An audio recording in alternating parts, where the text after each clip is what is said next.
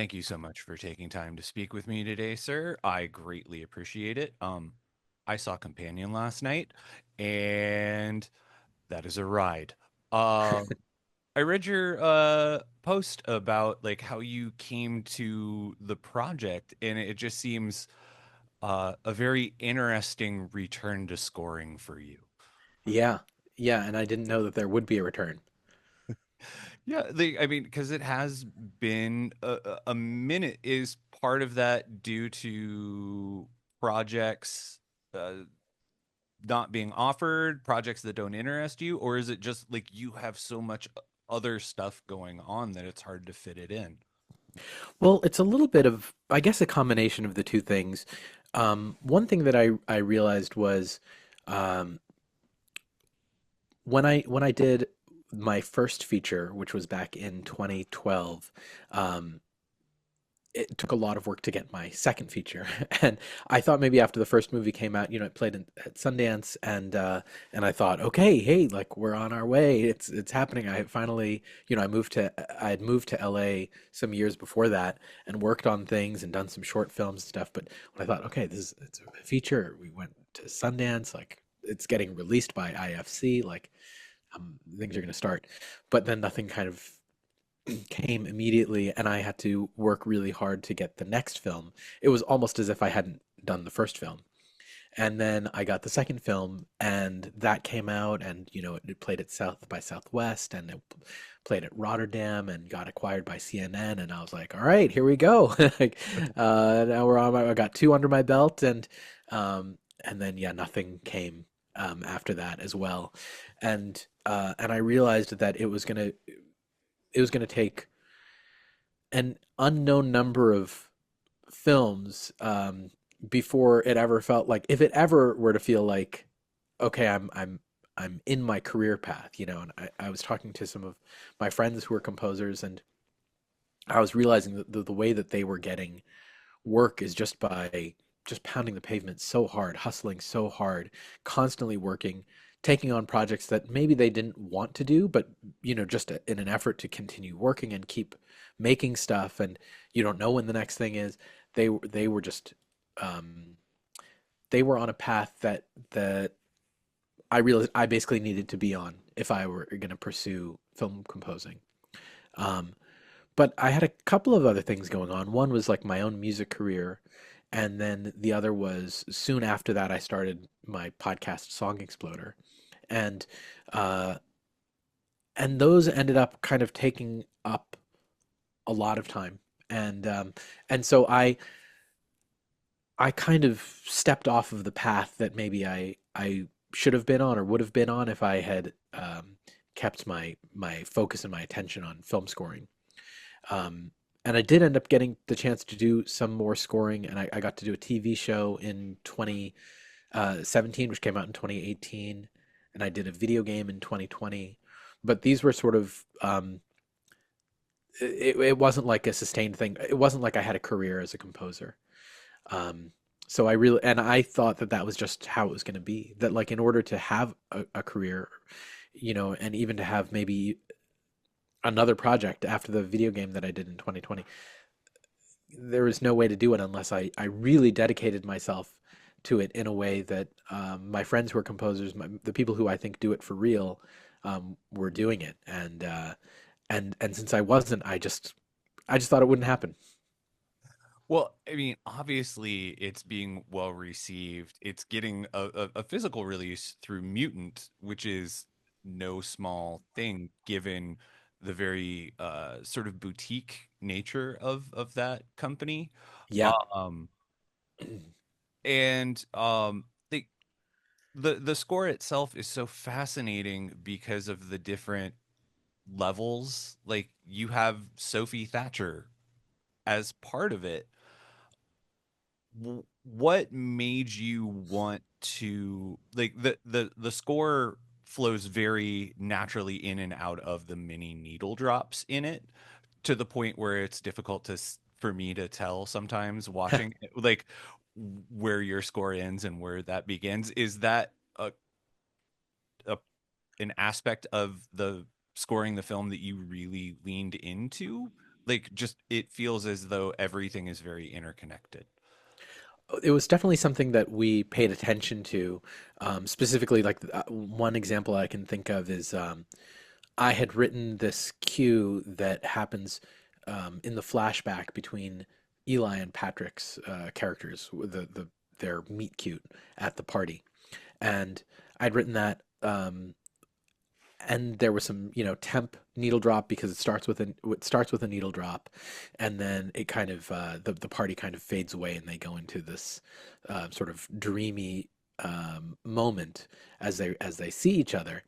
And when they figured out what the needle drop was actually going to be the final thing, I transposed the music so that it was in the same key, so that it really felt like the music melted away in this way that didn't feel like, oh, needle drop is ending, score is starting. I really wanted it to feel like, yeah, just time. The way Drew Hancock had described that scene to me, he said, even though it's not in slow motion, I want it to feel like it's in slow motion. And so I thought, okay, my best way of doing that is take what key are we in, what chord is playing. Okay, let me transpose what I've already written to feel like it's just melting out of the what's playing over the speakers. Yeah, no, the way that goes in and out of a Boo Thang like is just, and also like I have to imagine that like the way the Book of Love is used quite frequently, um like especially the fact that it plays during very calm times and also very very not calm times in that Yeah, film, not to spoil it for anyone. yeah. um like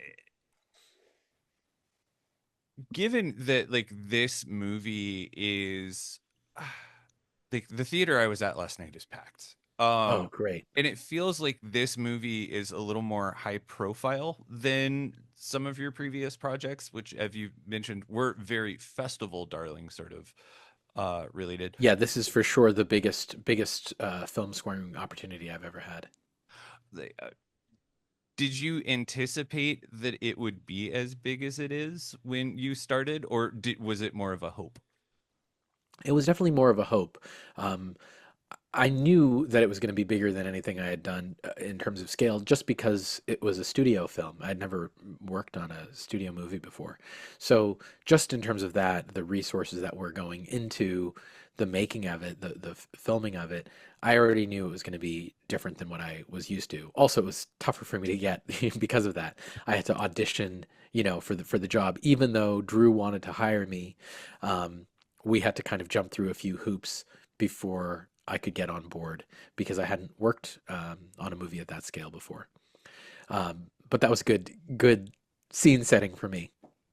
What did that audition process involve? I wrote some music based on the screenplay.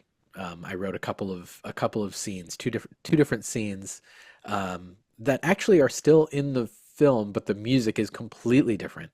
Um, and really, Drew's vision for those scenes ended up changing once they filmed. But I wrote to a couple of those, and we sent those off, and yeah, they approved them and then approved me.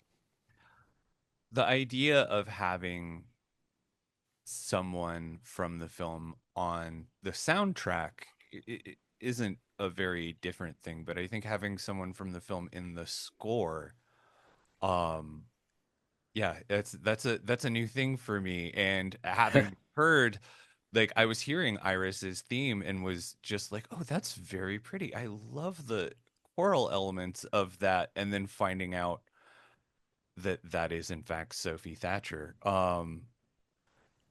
The the story behind that is very interesting. Could you possibly share part of that for me? Yeah. When I first wrote it, I didn't know that Sophie was a singer. I did not write it with that idea at all. I thought that um, based on the mood that Drew had described of what he wanted for the theme, or really just like what he wanted for the film, he wanted this sort of timeless, romantic quality. And then I saw the early footage before they had finished filming. Um, I started writing some music and I wrote that melody And I wrote it on the piano, but then I thought, oh, it'd be nice if this were a vocal melody. And Iris had this kind of um, daydreamy quality, and I thought, oh, humming could be nice. So when I wrote it and recorded it, I'm the one humming in it. Um, and I played it for Drew with the idea that like maybe this could be replaced by somebody. I said, I thought we could get some female vocalist to hum this part. And he said, well, Sophie is a singer. So then I was like, well, that would be ideal. It's Iris's theme, so it should be Iris. And then for me, the part that really clinches it is, in addition to the kind of way that that melody appears in her voice in the composition, in the score, there's that scene in the house where she's just humming the melody. Like that theme exists both at a level, at a score level, and at a diegetic level on screen. And I love that, and that works because it is it's the same actor. It's the same. That character's voice is carrying that idea. Having now worked on your first big studio film, do you have any takeaways from the experience that you might apply going forward? Um, well, it was such a it was such a lucky, I think, experience to even get the chance. It was so hard to predict. I don't know how much I can look at it and think about, oh, I can do this for the future, because the fact that it happened at all feels like it was so impossible to predict that I almost feel foolish, or like I would jinx it to be like, oh, next time I can take this lesson and apply it, like to even assume that there would be a next time. Well, I would think that as many interviews as you have done over the years on Song Exploder, that you've learned that from the music business that nothing, you know, happens by plan. It seems that so much of it is by chance. Exactly. Yeah. Yeah. But I remember when we were finishing, someone from the post team was like, "So, what have you got next?" And I was like, "Nothing." And they're like, "Are you going to do more scoring?" And I said, "I would if it could be like this." It was such a dream to, work on a movie that I read the script before I knew that it was a possibility that I could work on it. I just read the script as Drew's friend, and I was like, "This is so good. It's so funny and like such a page turner." And I was just so proud of him for having written it. And and it was only, it was like a month or 6 weeks later that I actually got the job to score it. And just that is such a privileged position to be in on a movie, to be like, oh, I'm working on a thing where I love the screenplay before I've even seen a frame of it shot. And then I did love what they shot. I thought the performances were so good. And then everybody on the team was so nice, and the studio was so nice, and the producers were so supportive, giving me the chance to begin with. Um, and then, as we got into the production of the score, I originally didn't really have the budget to do the kinds of orchestral, like string stuff that we ended up using, but it was always a daydream of mine, and for Drew as well. He really wanted to have this kind of, big epic romance as part of it, because that's what's in Iris's head. And I was like, the only way we're going to be able to do that, I mean, like, there are some great MIDI libraries out there, but like nothing is going to beat the real thing. And I was like, but I don't want to use that. I don't want to go in that direction if we're not going to be able to pull it off. And currently we won't be able to pull it off.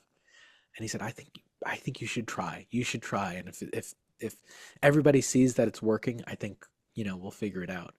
And so I did, and he was right, and that's what happened, and the producers got on board and they said, okay, like, what do you need? And we were able to finish the score the way that we were imagining because they were all so supportive. Well, it turned out wonderfully, and I hope other people take notice of it and give you more work. that I'm sure you will find a way to fit into your very, very busy schedule.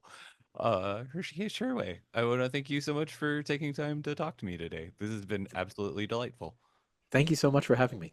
You're welcome.